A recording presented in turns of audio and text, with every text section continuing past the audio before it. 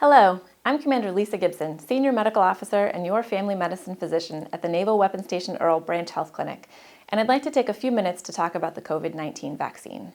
My hope is that with a better understanding about this truly incredible development in vaccine science, you will be able to confidently choose to take the vaccine, knowing that it is safe, effective, and our best method to help protect ourselves and each other from getting sick from COVID-19.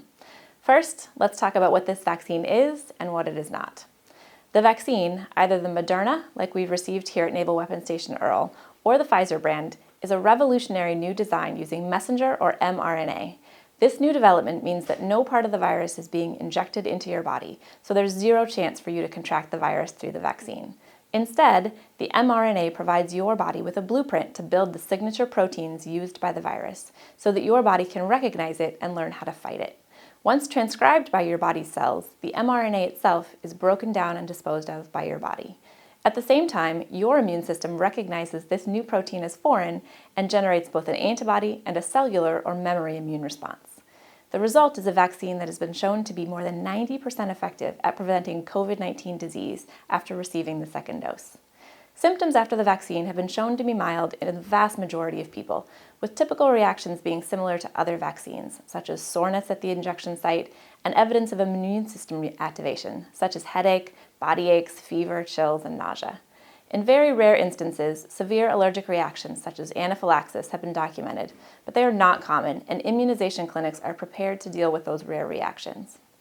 I'd like to address some of the common concerns people have been sharing about the vaccine. First, the development timeline. This vaccine technology has been in development for over a decade since the SARS virus outbreak and was also considered for use against the Zika virus. While this may be the first vaccine that has gotten this far into clinical trials, these scientists have been perfecting this type of vaccine for many years, and their work has finally come to fruition. What was accelerated due to the pandemic was money. Instead of having to spend years justifying the need for funding, it was abundantly clear that this was needed, and huge budgets, from government and private, were created quickly to finance this development. The FDA did not skip any steps or remove any safety barriers in the investigation of this vaccine. In fact, there were significantly more people in the phase 3 clinical trials than for the average new product, likely due to the notoriety of it and the large numbers of volunteers for the studies, including many healthcare workers. Second, concerns about ingredients. The Moderna vaccine includes mRNA, lipid particles, fats, and buffers. That's it. There are no fetal cells, blood products, eggs, mercury or other heavy metals, preservatives, or COVID-19 virus particles involved in the production of this vaccine. Next, concerns about the emergency use authorization status.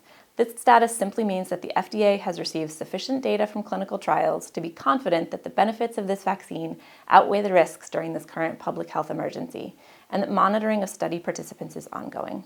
When longer-term monitoring data analysis is complete, it will be eligible for full authorization. It's just not practical during a pandemic to wait and see if the vaccine maintains protection against this disease for years. Many sailors also want to know why the vaccine is voluntary.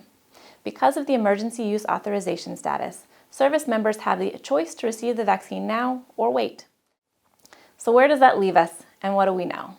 Well, we know that COVID-19 is not going to go away on its own, and effective vaccines are our best route back to normal life. We know that having COVID-19 does not protect you from getting it again, since after natural infection, antibodies in your blood decline after about 3 months, and you can get infected again. In the clinical trials, individuals with antibody evidence of prior infection still showed significant benefit from the vaccine, just like those without evidence of prior infection. It's also important to know that once vaccinated, it will still be important to wear masks and practice social distancing, as we have been for the past months. While the vaccine is very effective at preventing COVID-19 disease, what is not known yet is if it will prevent you from contracting or transmitting the virus, so we will not be able to fully resume normal activities and travel without these additional precautions until a significant portion of the population has been vaccinated. This pandemic has taken a lot out of us. We've spent the past months secluded, scared, unsure, and frustrated. But from where I'm sitting, this is such an exciting time. This vaccine is an incredible feat of scientific development, and we all get to be a part of it. After vaccination, you will enroll in an app called vSafe, where you will get to report any symptoms you're experiencing and help the CDC better understand the post-vaccine experience. Yes, there's a chance you may experience a few unpleasant days as your body learns to fight something totally new, but then your immune system will know exactly how to fight the real COVID-19 if it comes along. I cannot encourage you enough to get vaccinated when your turn comes. If you have any additional questions, please reach out to a medical provider, whether it be here at the Naval Weapons Station's Earl Clinic or your own out-in-town provider. The more of us who get the vaccine, the sooner we can all return to life as we knew it before this pandemic. Together, we can beat this.